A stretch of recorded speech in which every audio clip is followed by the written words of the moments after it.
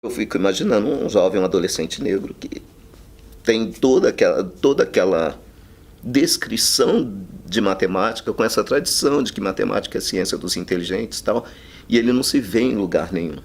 Quer dizer, isso tem necessariamente uma repercussão na constituição da identidade e da autoestima. Como lidar com isso? O professor Henrique Cunha, ele se especializa em ver tudo aquilo de tecnologia que se desenvolveu no continente africano antes das grandes navegações, antes da modernidade. O professor Gustavo Ford também trabalha muito isso, dizer assim, por exemplo, o teorema de Pitágoras, não tem como você olhar para as pirâmides e não falar dos teoremas de Pitágoras.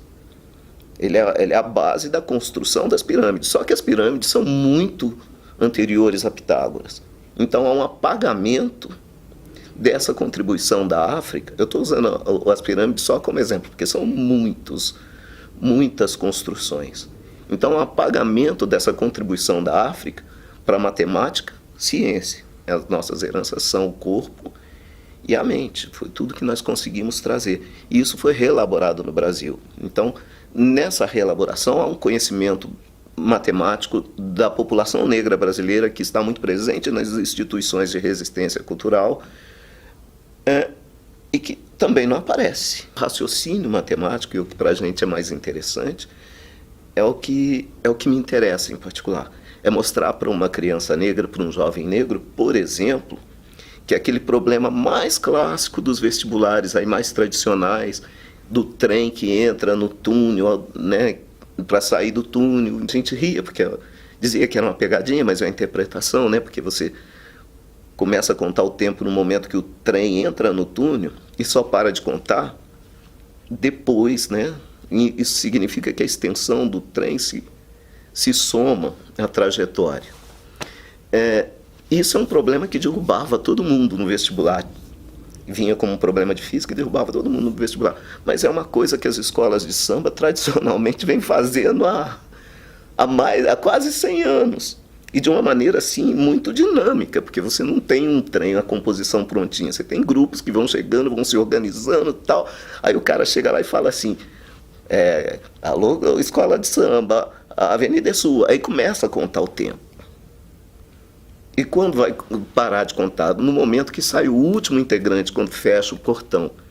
Isso é um problema extraordinário, porque a escola tem que fazer isso de uma maneira... porque não é só a trajetória, aí você tem o movimento das pessoas ali dentro, você tem a história da harmonia, é isso, né? Você não pode andar depressa demais, você não pode andar devagar demais, você não pode deixar buraco, você não pode... Então é uma dinâmica, assim, que é muito matemática. Eu não sei se é o quilombo da tia Eva, ou se é o quilombo do... Aí um outro quilombo que tem lá no Mato Grosso. Mas, assim, eles têm um instrumento de medida chamada tarefa. O que é a tarefa? É aquilo que a pessoa deve trabalhar durante o dia, ali na lida com a lavoura, né? E uma tarefa é uma medida de 30 varas por 30 varas. Mas o que é uma vara? É a altura do corpo da pessoa. É uma medida que é muito particular, é muito própria de cada um.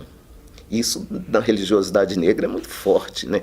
Essa coisa esse diálogo entre o universal e o individual, ele é muito forte. É um elemento, definitivamente um elemento de africanidade. Esse, se eu não me engano, é o quilombo do Mola, em que a professora, e é uma professora já que tinha uma certa habilidade com isso, ela pergunta para o aluno, um alqueire de mandioca dá quantas latas de farinha?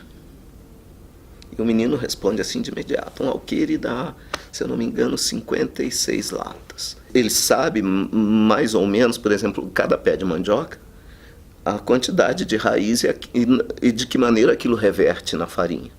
Então foi uma resposta assim que nem a professora esperava, mas foi uma coisa extraordinária. Mas ele fez todo um raciocínio que era cotidiano, que passava do plantio, da distância do plantio, que passava pela produção da mandioca, tal, até chegar nas... É lógico que o cálculo não é preciso, né? Dá 58, dá 54, dá 62, mas está ali, ele tem uma base de cálculo muito interessante. Então, isso é o ponto que toca para a gente. E é preciso reconhecer que esse saber desse menino é um saber matemático. É muito comum as pessoas virarem para a gente e dizer assim, mas então eu não vou ensinar matemática? Abandona a matemática? Não, não abandona a matemática. A matemática é um patrimônio da humanidade e essas pessoas têm o direito de saber, têm o direito de conhecer. Só que essas pessoas produzem matemática e é uma matemática também que precisa ser no mínimo reconhecida. E é que bonito você ver um jovem lá falando, olha, eu sei matemática, eu faço matemática na minha casa. E faz. A gente não pode dizer que um pedreiro que olha para esse piso aqui e fala, bom, ali assim, eu preciso de tantos metros de piso para fazer isso. Isso é um conhecimento de matemática que precisa. Não é formal, não tem aquela estrutura acadêmica, mas é um conhecimento de matemática. Então deixa ele com ele já sabe, deixa ele com esse conhecimento, ele já sabe. Não, não é assim. Ele já sabe, mas a gente tem uma linguagem que se pretende universal. Então, se ela se pretende universal, ela tem que incorporar o universal nela.